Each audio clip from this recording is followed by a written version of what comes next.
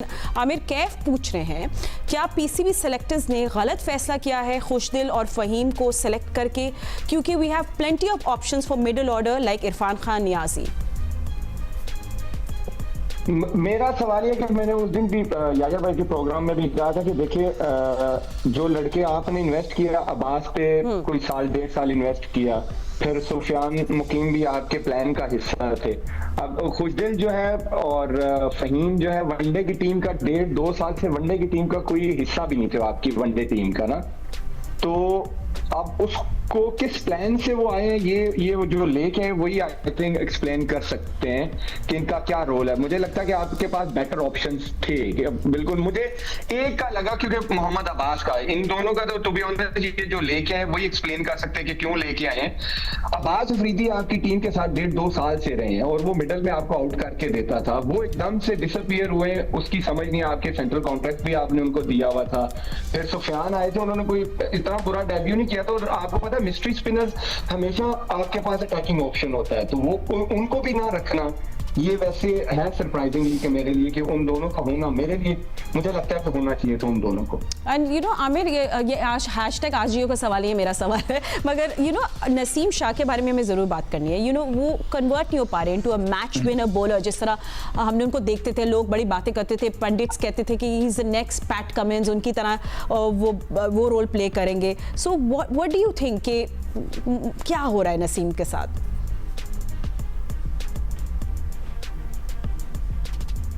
जी आमिर, आपको मेरी आवाज आ रही है? देखिए मुझे जो लगता है पिछले 1-2 साल से ना वो जो हाँ जी आ रही है इंजरी, जो जब आप इंजरी कैरी करके खेल रहे होते हैं ना, तो आप अपने आप को फिर जब आप बॉलिंग भी करते हैं ना तो आप होल्ड करते हैं अपने आप को, आप उस तरह जान नहीं मारते, उस तरह एक्शन अपना कंप्लीट नहीं करते। और जो मुझे लगता है कि नसीम इंजरी कैरी करते रहे वो फिटनेस में भी इशू आता गया, मेंटली आप जो है ना थोड़े से, फिर क्योंकि 100% ना हो ग्राउंड में तो आपका एक नेगेटिव थॉट रहती है कि मैं इंजर्ड ना हो जाऊं, ये ना हो जाऊं। फिर जैसे वो इंजर्ड हुए तो सर्जरी के बाद एकदम से क्रिकेट में आना ये आसान नहीं होता। और मुझे लगता है कहीं ना कहीं हमसे गलती हुई है कि हम उनको इंजरी के बाद बहुत जल्दी लेके आए, क्योंकि सर्जरी जो होती है एक फास्ट बॉलर की वो जोक नहीं होता, मजाक नहीं होता कि आप एकदम से विद इन 2-3 मंथ्स आप उसको क्रिकेट में ले आए। आप शामी की एग्जाम्पल देख लें कि शामी को उन्होंने कैसे, वो किस तरह लेके आए, उनको इंजरी हुई, बड़े तरीके से उनका रिहैब चला, फिर उन्होंने नेट में बॉलिंग शुरू की, फिर क्लब, फिर फर्स्ट क्लास के 2-4 मैच खेले, फिर वो T20 में इंटरनेशनल क्रिकेट के पहले 2 मैच खेले। तो मुझे लगता है कि हमने नसीम पे बहुत जल्दी कर दी और जिसकी वजह से वो करते करते उसकी फिटनेस का भी इशू आता गया। और मुझे लगता है कि अभी भी उनके कहीं ना कहीं जहन है शोल्डर का, अगर आप उनको देखें जब वो बॉल करते हैं तो शोल्डर को अपने हिलाते हैं 3-4 बार, ऐसे करते हैं। ये एज अ बॉलर मैं समझ सकता हूँ कि वो क्यों करते हैं, कि उनके दिमाग में अभी भी ये चीज है। बिल्कुल। एंड यू नो अहमद, मैं आपसे सिंपल सवाल पूछती हूँ, मुझे ये बताएं एज अ फैन जो हम लोग देख रहे थे, why is New Zealand playing better in Pakistan better than Pakistan? मतलब हमारी कंडीशंस में न्यूजीलैंड के इतना अच्छा कैसे कर रहा है? I mean we talk about रूक, बिल्कुल इतना कोई पॉपुलर नाम भी नहीं, कम्स, ही टेक्स 4 विकेट्स, आप वेरिएशंस देख रहे हो, बाउंसर्स देख रहे हो टाइमली, हम लोग नहीं ये कर पाए।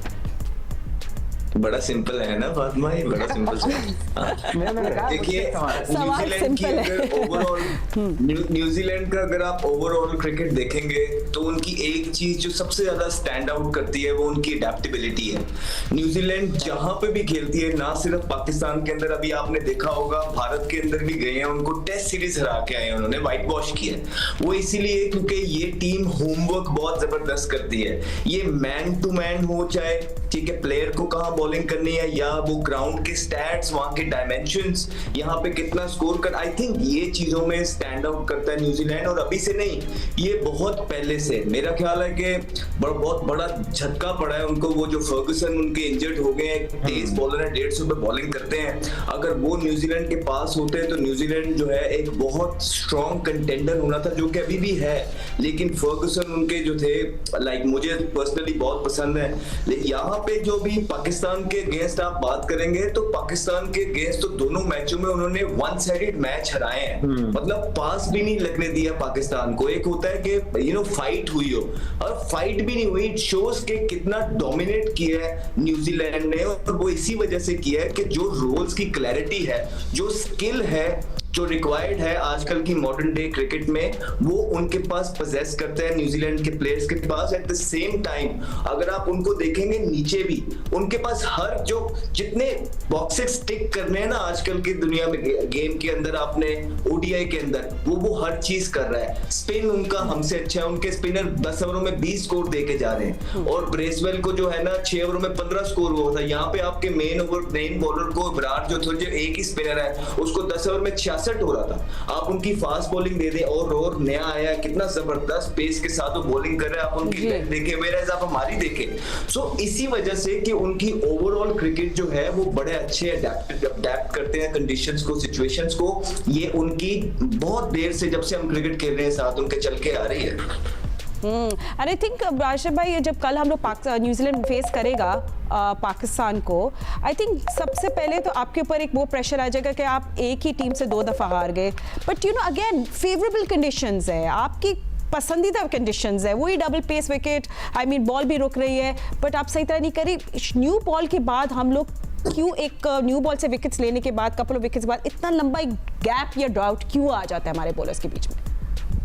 मेरे ख्याल से न्यूजीलैंड और हमारी बॉलिंग में फर्क ये है कि हम ज्यादा बिलीव करते हैं या ट्राई करते हैं स्विंग के ऊपर, न्यू बॉल स्विंग करते हैं हम।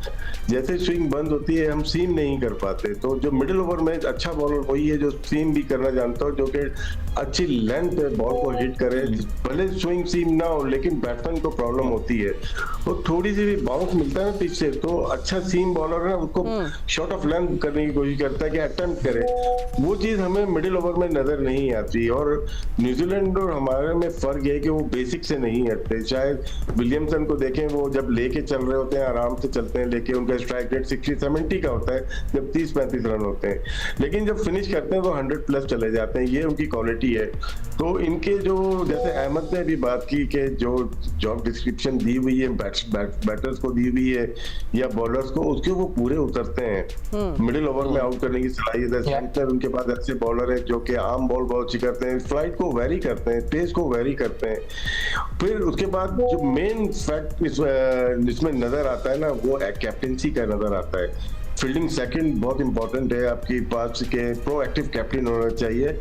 कब स्विंग होना शुरू हो रही है, रिवर्स बहुत इंपॉर्टेंट है। जब रिवर्स शुरू हो रही है कैप्टन को पता होना चाहिए यार अब रिवर्स आ रही है, मैं अपने किस पेसर को किस एंड से लेके आऊंगा, ये बहुत इंपॉर्टेंट है। जो हमने देखा गलती जो पाकिस्तान कर रही है, 3 ओवर शाहीन आफरीदी से कराए गए ये इन मैचेस में, फिर उनको हटा के 1 ओवर कोई और करता है, फिर दूसरे एंड से वो नसीम की जगह आ जाते हैं। अगर 5 ओवर शाहीन से कराने हैं तो ऐसे एंड से दिया जाए कि लगातार वो एक ही एंड से करें। बहुत रेयर होता है कि बॉलर अपने एंड चेंज करता है, स्विंग डिपेंड करती है विद द विंड और अगेंस्ट द विंड, तो शायद यहाँ पे हम लोग कैप्टेंसी में थोड़ा सा लैग कर रहे हैं। And सिकंदर, एक तो first of all what is frustrating for you to see when Pakistan is bowling these days, और दूसरा बात ये कि हारिस रऊफ का वापस आना टीम में खेलना कितना जरूरी है हमारे लिए। He is one of the best middle over bowlers, you know that. नहीं वो तो है, मगर अगर वो अनफिट है, जिस तरह की भी रिपोर्ट्स चल रही थी कल, हमारे भी रिपोर्टर्स ने वहाँ से रिपोर्ट किया कि वो नहीं बॉल कर रहे, नेट के अंदर भी वो थोड़ा सा बॉल करते हैं फिर वो आके लेट गए, बॉलिंग नहीं की, तो it's a very alarming thing.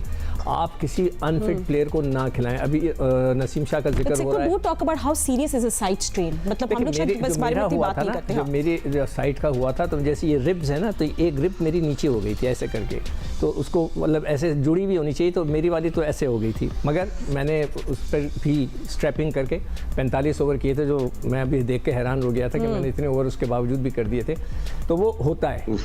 तो ये अब उनको जो है ना, अगर वो अनफिट है ना खिलाएं। अभी नसीम शाह की क्या बात हो रही है, हमारे लड़के एक तो उनको कहा जा रहा है कि वो डोमेस्टिक खेल गए तो अनफिट हो गए, मैं तो कहता हूँ खेलें। नसीम शाह ने फिटनेस के लिए जाके डोमेस्टिक क्रिकेट खेलनी चाहिए थी, देखना चाहिए था वो कितने फिट हैं, वो नहीं किया। स्पिनर्स का हमारे साथ, हमारी जो बॉलिंग है इस वक्त बहुत वीक है, स्पिनर्स हमारे पास एक रेगुलर है, 2 पार्ट टाइम है, तो आप इस तरह नहीं कर सकते। अभी आप कंपेयर कर रहे थे न्यूजीलैंड को, न्यूजीलैंड के पास सेंटनर है, ब्रेसवेल है, उस फिलिप भी ऑफ स्पिन करता है, तो उनके पास वो पूरी तरह तैयारी करके आए। इस खित्ते में हम खुद अपने खित्ते में अपने घर में खेल रहे हैं बगैर स्पिनर के, दैट इज़ अलार्मिंग। मैं तो हैरान हूँ, मैं तो इंतज़ार कर रहा हूँ उनको अफगानिस्तान की टीम को देखने के लिए कि उनके पास तो अभी राशिद का जैसे जिक्र हो रहा था, वो ज़बरदस्त दुनिया का बॉलर है, उसके बाद मुजीब है, उनके पास नबी है, सारे बॉलर्स हैं उनके पास।